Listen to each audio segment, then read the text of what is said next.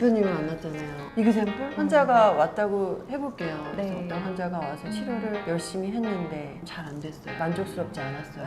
그럴 때 케이스가 두 개예요. 하나는 진짜 객관적으로 봤을 때 정말 잘 됐어요. 예를 들어 이제 안과 수술을 치면 베니아 수술하고 1.0이 잘 됐어요. 너무 좋아요. 하지만은 만족스럽지 않아요. 두 번째는 진짜로 열심히 치료를 했지만 뭔가 잘 안 됐어요. 환자는 낙담하고 슬프고 분노하고 그런 경우에 이제 소송으로 가는 것 같아요. 맞아요. 그래서 그런 환자분들이 이제 대표님한테 오잖아요. 네. 그러면 어떻게 하면 좋을까요? 일단 그 의료소송이라는 게 일반인들이 굉장히 접근하기가 어려워요. 왜냐하면 맞아요. 환자들 입장에서는 내가 어떤 시술을 받았는지 사실 다 설명 의무가 의사들한테 있기는 하지만 그걸 다 들은 상태에서 이해를 하고 수술을 하는 게 아니라 선생님 잘해주세요. 알아서 잘 해주시겠죠. 맞아요. 이렇게 맡기는 경우가 되게 많거든요. 그런데 이제 결과가 나타났을 때 환자들은 자기가 어떤 시술을 어떤 원리로 했는지 모르는 상태에서 결과만 보고 불만족스럽다 얘기하는 약한 케이스가 있고, 두 번째는 누가 봐도 의료 과실이다. 이거는 의료 사고다라고 판단할 수 있는 두 가지 케이스가 있는데요. 우리가 이름 쓸 때 의료기관의 간판을 보면 잘 보시면 땡땡땡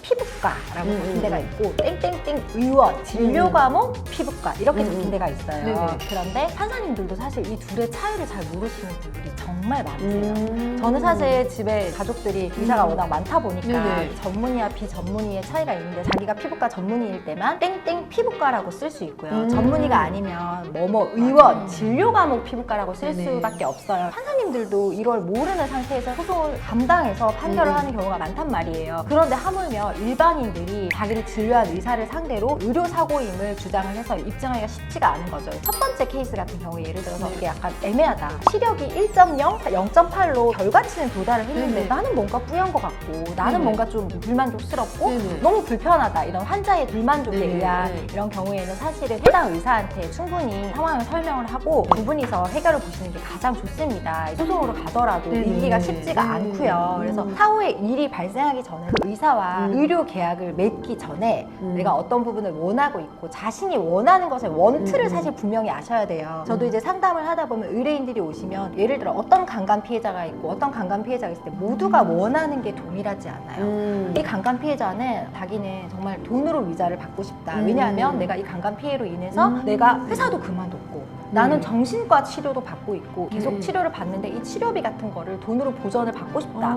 나는 회사를 그만두게 됐다라고 해서 그 부분에 대한 위자를 받고 싶은 분도 계시고, 어떤 강간 피해자 분은 나는 돈으로 위자 받는 거 원하지 않는다. 나는 무조건 강력한 처벌을 해달라. 이렇게 원하시는 분도 있고, 어떤 분은 나는 무릎 꿇고 사과하는 걸 보고 싶다. 정말 사람이 원하는 게 다 다르거든요. 네네. 저는 상담을 할 때 항상 원하는 게 무엇인지를 파악을 하려고 해요. 네네. 마찬가지로 네네. 의료 계약을 맺으실 때도 의사에게 자기 진료를 맡길 때 내가 이 수술을 통해서 얻고자 하는 게 명확한지 일단 나에 대해 먼저 아셔야 돼요.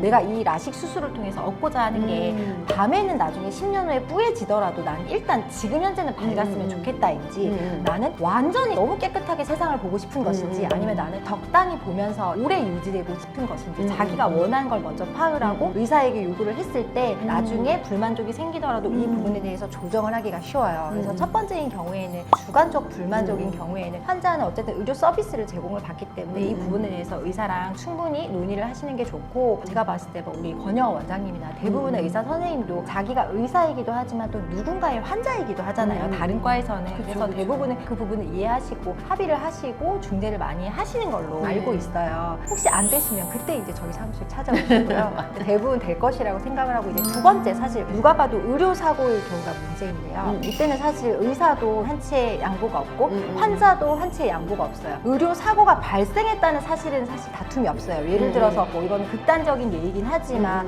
내가 뭐 위수술을 받기로 했는데 마취가 잘못돼서 다른 합병증을 얻었다라던가 그런 경우 실제로 있잖아요. 예전에 제가 기사에서 봤는데 왼쪽을 수술을 하기로 했는데 오른쪽이 수술이 되어 있었는데, 이건 극단적인 그거는 얘기긴 하지만 네. 이렇게 명백한 의료사고가 맞아요. 발생하였다거나 또는 명백하진 않아도 적어도 이거는 의료사고다라고 볼 수는 있는데 이제 문제가 이건 거죠. 의사의 과실로 발생한 거냐. 이 이런 부분에서는 사실 입증이 쉽지 않고 저희가 이제 인사에서는 사실 입증 책임의 원리라는 게 있는데 주장하는 사람이 입증을 해야 돼요. 예를 들어 내가 쟤한테 맞았어요. 네. 맞아서 내가 쟤한테 손해배상 청구를 하고 싶어요. 제가 나를 때렸다는 거예요. 네. 제가 입증을 해야 돼요. 그런데 의료소송에서는 입증 책임 전환이라고 해서 환자가 의료사고가 발생했다고 먼저 주장을 하면 의사가 내가 과실이 없어요 라고 주장을 해야 되는 거예요. 그 부분을 입증하지 않은 환자가 네. 이길 수 있는 네. 그런 것도 있어요. 근데 네. 의사의 입장에서는 사실 일을 하는 사람이다 네. 보니까 정말 과실이 아니고 누가 했더라도 사람마다 신체 상태가 다르기 때문에 갑자기 수술을 하다가 출혈을 발생했는데 자기는 동일한 행위를 했는데 이 환자의 특이 체질 때문에 그게 발생했고 그걸 사전에 충분히 검사를 하였음에도 이게 발견할 수 없었던 누가 봐도 이런 점을 주장을 하는 게 사실 되게 중요하거든요. 이 부분은 사실 주장 입증하기가 굉장히 어렵고 이런 부분에서는 환자들도 사실 잘 모르기 때문에 이제 변호사들도 조심을 해야 될 게 내가 의사보다 누구보다 잘 안다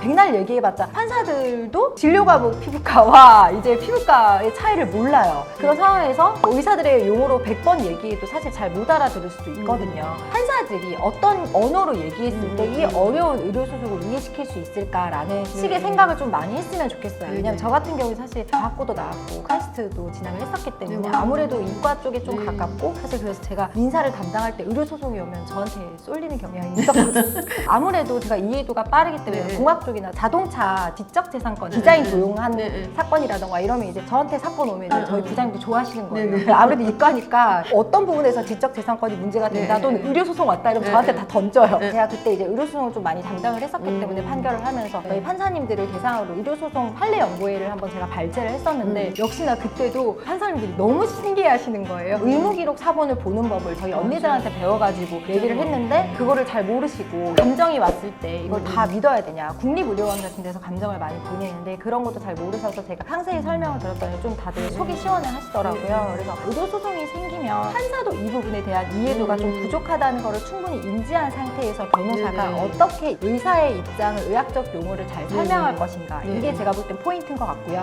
어차피 판결은 판사가 하잖아요. 의료소송도 100번 자기가 맞다고 생각을 해도 판사를 이해시키지 못하면 잘한 변호는 아니거든요. 마찬가지로 환자 입장에서도 자기가 말하고 싶은 거를 의학적 용어를 적당히 섞어서 판사에게 어떻게 잘 이해시켜서 내가 사고를 입었고 의사의 과실인지를 입증하는 게 사실은 무엇보다 중요한 작업이라고 생각이 듭니다.